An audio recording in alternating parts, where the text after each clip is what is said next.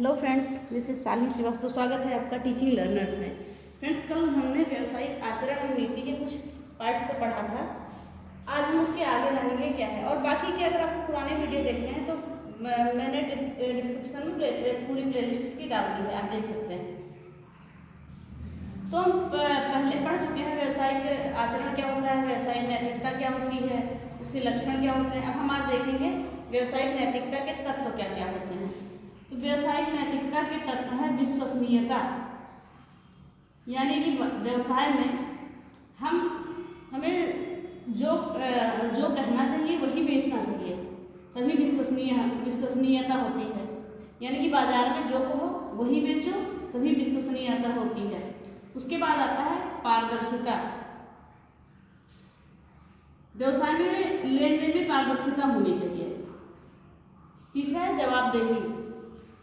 अपने जो द्वारा कार्य किए जाते हैं उनकी जवाबदेही होनी चाहिए, अपने द्वारा किए गए कार्यों की जवाबदेही होनी चाहिए। फिर अगला आता है उत्तरदायित्व। व्यवसाय में अलग अलग लोगों का अलग अलग उत्तरदायित्व होता है। अगला है मूल्य हस्तांतरण।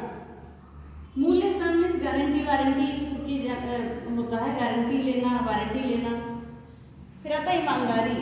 व्यवसाय में अपने कार्य के प्रति ईमानदार होना चाहिए, तभी व्यवसाय सुचारू ढंग से चलता है। अगला है सहानुभूति। सभी के प्रति समान रूप से सहानुभूति रखनी चाहिए। फिर अगला है समानुभूति। अपनी तरह से दूसरों के दर्द समझने चाहिए, यानी कि दूसरे के दर्द को फील करना चाहिए। फिर है अगला अनुशासन। सभी नियमों का पालन करना चाहिए। किसी भी कार्य में अनुशासन बहुत जरूरी होता है। तो सभी नियमों का पालन करना चाहिए। फिर उसके बाद आता है सुरक्षा। लेन देन के माध्यम में सुरक्षा होनी ही चाहिए, लेन देन के माध्यम में। फिर है वचन पालन। अपने वचन का पालन करना चाहिए, ना कि कहेंगे कुछ और करेंगे कुछ और, तो पूरी तरह से वचन का पालन करना चाहिए। फिर अगला है मानवता। मानवता से अपने जैसे सभी को समझना चाहिए और मानवता का हनन नहीं करना चाहिए। फिर अगला है गोपनीयता। किसी भी कार्य में गोपनीयता बहुत जरूरी होती है, तो गोपनीयता भी बनाए रखना जरूरी होता है। एक बार हम और इसका नाम बोल देते हैं। व्यावसायिक नैतिकता के तत्व कौन कौन से होते हैं? विश्वसनीयता, पारदर्शिता, जवाबदेही, उत्तरदायित्व, मूल्य हस्तांतरण, ईमानदारी, सहानुभूति, समानुभूति, अनुशासन, सुरक्षा, वचन पालन, मानवता, गोपनीयता।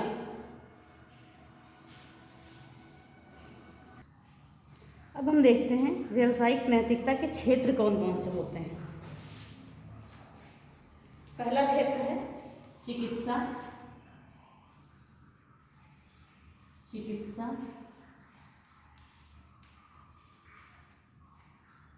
अगला है शिक्षा।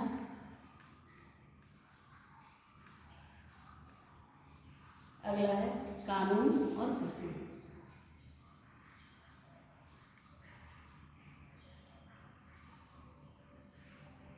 आगे बहुत सारे हैं। तो देखते हैं व्यावसायिक नैतिकता के क्षेत्र कौन कौन से। चिकित्सा, शिक्षा, कानून और कृषि, ये सारे व्यावसायिक नैतिकता के क्षेत्र हैं। अब हम देखते हैं कि शिक्षण नीतियों के प्रकार कितने होते हैं। तो शिक्षण नीतियों के दो प्रकार होते हैं। शिक्षण नीतियों के दो प्रकार होते हैं। पहला है प्रभुत्ववादी नीतियां। कौन सी? प्रभुत्ववादी नीतियां।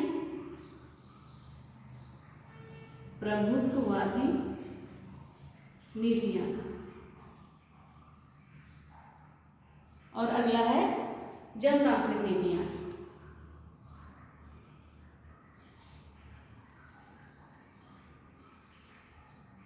जनतांत्रिक नीतियां।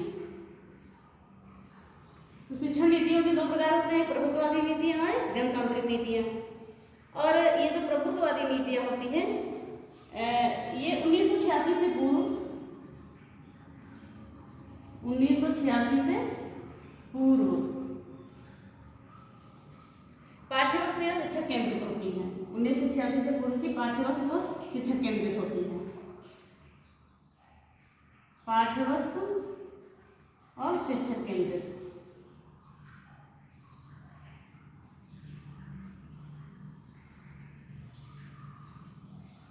शिक्षक केंद्रित। और ये जनतांत्रिक नीतियाँ होती है, ये छात्र और बाल केंद्रित शिक्षा पर निर्भर करती है। छात्र और बाल केंद्रित शिक्षा।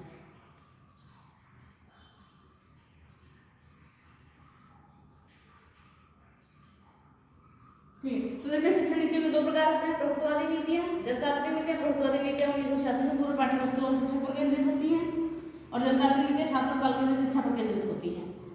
ठीक है, तो हमने ये शिक्षा नीति के प्रकार जाने। अब हम देखते हैं कि व्यवसायिक जगत में विभिन्न बच्चों के प्रति कैसी नैतिकता रखनी चाहिए। अब देखते हैं हम कि व्यवसायिक जगत में विभिन्न क्षेत्रों के विभिन्न बच्चों के प्रति कैसी हमें नैतिक, सरकार के प्रति हमें कैसी नैतिकता रखनी चाहिए। अगर हम समय पर आयकर जमा कर दें, समय पर, जैसे समय पर आयकर जमा कर देना, समय पर आयकर जमा कर देना, समय पर आयकर जमा कर देना। और समाज के प्रति क्या नैतिकता होनी चाहिए? समाज हेतु, समाज के लिए रोजगार का सृजन करना, रोजगार का सृजन। और फिर ग्राहक के प्रति नैतिकता होनी चाहिए, लेन देन में पारदर्शिता होनी चाहिए,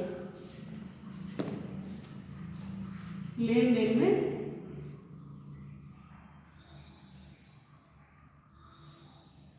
पारदर्शिता। तो ये सारे नैतिकता के पक्ष हैं। किसके? सरकार के प्रति नैतिकता कैसी रखनी चाहिए? समय पर आयकर जमा कर देना चाहिए, समाज के प्रति यानी कि रोजगार का सृजन करना चाहिए, ग्राहक के प्रति लेन देन में पारदर्शिता होनी चाहिए। अब हम कुछ थोड़ा सा इम्पोर्टेंट है यहाँ पे एक लाइन हम देख लेते हैं। एनसीटीई ने अपनी आचार संहिता में शिक्षकों को यौन उत्पीड़न, हिंसा, पक्षपात या गोपनीयता भंग करने, शिक्षकों को अपनी आचार संहिता में यौन उत्पीड़न, हिंसा, पक्षपात, गोपनीयता भंग करने के लिए एक दंड का प्रावधान किया है।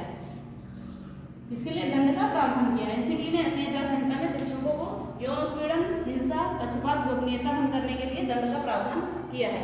अब हम देखते हैं आगे।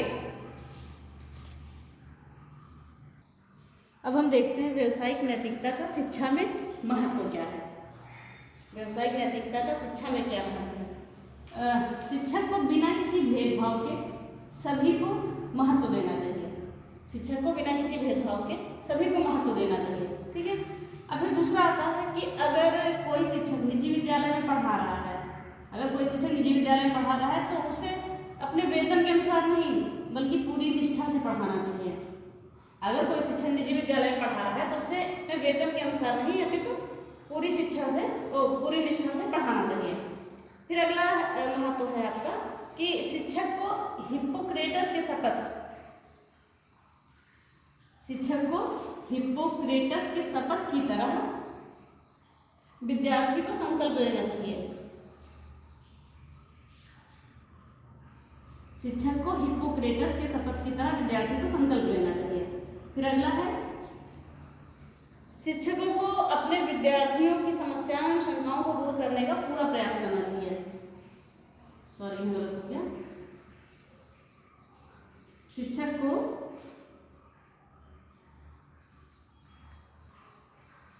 अपने विद्यार्थियों की समस्याओं एवं शंकाओं को दूर करने का पूरा प्रयास करना चाहिए। ये सारी व्यवसायिक नैतिकता का शिक्षा में महत्व है, शिक्षा का महत्व है।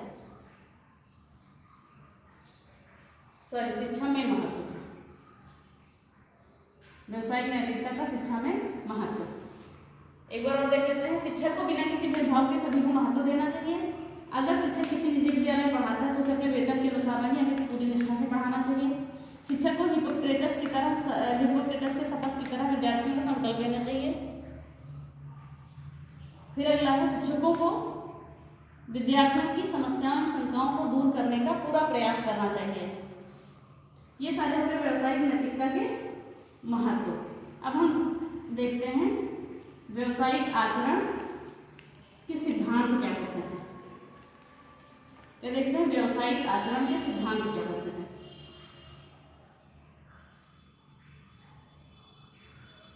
व्यावसायिक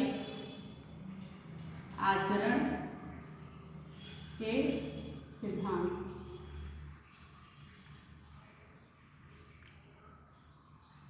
अगर व्यावसायिक आचरण के सिद्धांत की बात करें तो 7 प्रकार के होते हैं। व्यावसायिक आचरण के 7 सिद्धांत होते हैं। अब हम देखते हैं कि कौन कौन से आचरण होते हैं। पहला है सच्चरित्रता,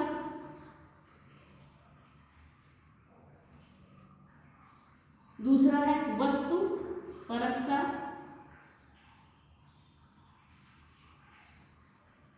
तीसरा है गोपनीयता,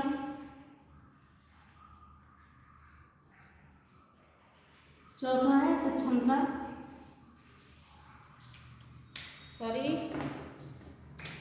चौथा है सक्षमता,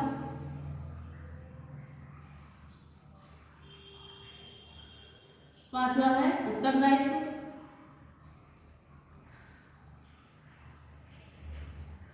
छठा है ईमानदारी और सातवां है नेतृत्व। 1 2 3 4 5 6 7। ठीक है। अब व्यावसायिक आचरण के सिद्धांत कितने होते हैं? 7 होते हैं। कौन कौन सी? सच्चरित्रता, ठीक है, यानी व्यवसाय में सच्चरित्रता होनी चाहिए आचरण में। वस्तुपरकता, गोपनीयता, पूरी तरह से गोपनीयता बनाए रखना चाहिए। सक्षमता, व्यवसाय में सक्षम होना चाहिए। उत्तरदायित्व, यानी कि पूरी जिम्मेदारी होनी चाहिए। ईमानदारीपूर्ण व्यवसाय करना चाहिए और नेतृत्व करने की क्षमता होनी चाहिए। तो व्यवसायिक आचरण के 7 सिद्धांत होते हैं: सच्चरित्रता, वस्तुपरकता, गोपनीयता, सक्षमता, उत्तरदायित्व, ईमानदारी, नेतृत्व। ये इंपॉर्टेंट है, ये संख्या इसकी पूछता है या पूछ भी सकता है ऑप्शन में, तो इसको ध्यान में रखिएगा। अब हम देखते हैं कि व्यावसायिक नीति के अनुपालन की शर्तें कितनी होती हैं। व्यावसायिक नीति के अनुपालन की शर्तें देखते हैं।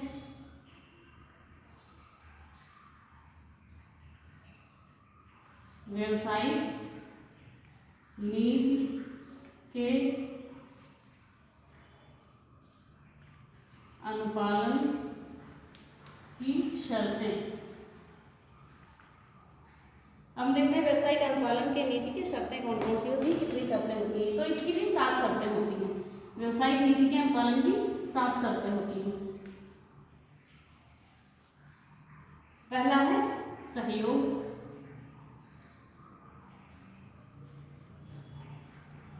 दूसरा है सद्भावना, तीसरा है ईमानदारी,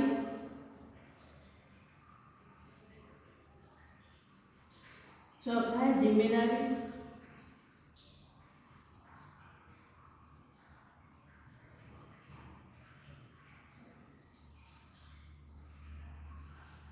पांचवा है सहयोगियों की सुरक्षा एवं कल्याण,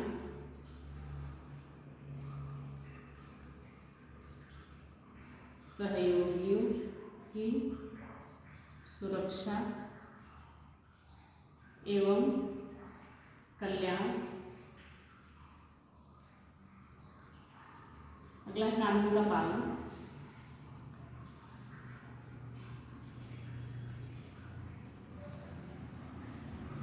और अगला है विश्वसनीयता।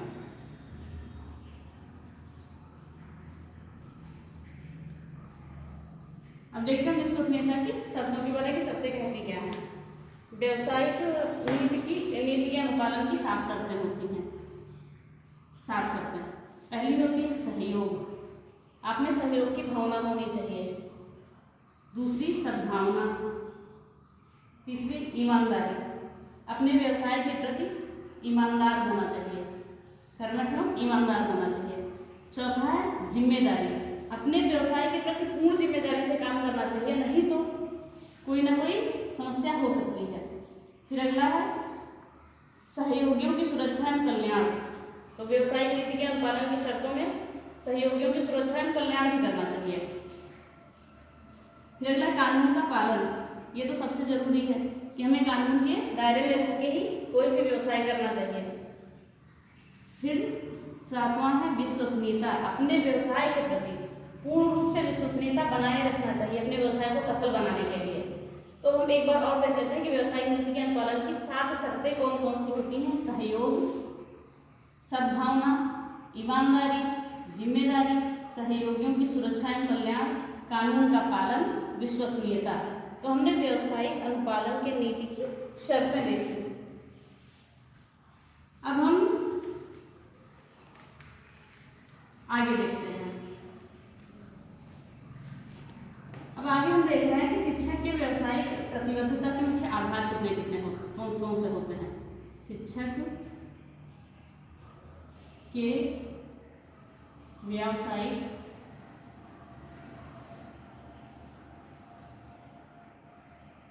प्रतिबद्धता के मुख्य आधार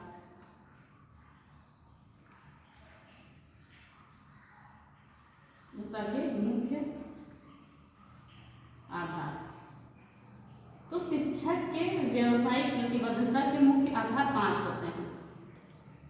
शिक्षक के व्यवसायिक प्रतिबद्धता के मुख्य 5 आधार होते हैं। अब हम देखते हैं कौन कौन से होते हैं। नंबर 1 सत्यनिष्ठा,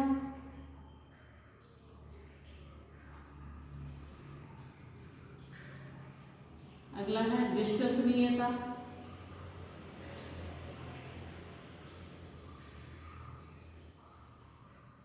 अगला है पूर्वाग्रह से रहित,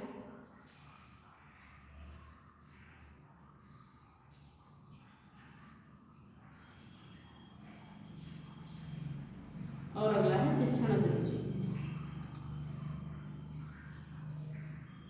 भेदभाव रहित।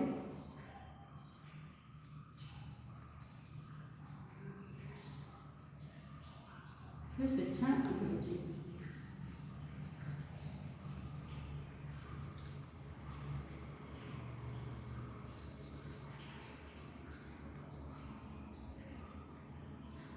ठीक, तो हम देखते हैं कि शिक्षक के व्यवसायिक प्रतिबद्धता के मुख्य आधार कितने होते हैं। 5 होते हैं। व्यवसायिक प्रतिबद्धता के 5 आधार। एक होती है सत्यनिष्ठा, यानी जो सत्यनिष्ठता से व्यवसाय होना चाहिए, विश्वासपूर्ण व्यवसाय होना चाहिए, पूर्वाग्रह से रहित होना चाहिए, भेदभाव रहित होना चाहिए और शिक्षण अभिरुचि। तो एक बार हम और देख लेते हैं कि शिक्षक की व्यवसायिक प्रतिबद्धता के मुख्य आधार कौन कौन से होते हैं। सत्यनिष्ठा, विश्वसनीयता, पूर्वाग्रह से रहित, भेदभाव रहित, शिक्षण अभिरुचि। अब ये आपका व्यवसायिक आचरण नीति का चैप्टर समाप्त हो गया। उसमें कुछ इंपॉर्टेंट चीजें हम और बता दे रहे हैं। ये एक आपका महत्वपूर्ण चैप्टर था जो समाप्त हो गया। इसमें कुछ इंपॉर्टेंट फैक्ट हम बताते हैं कि इंपॉर्टेंट फैक्ट कुछ वो ध्यान में रखिएगा।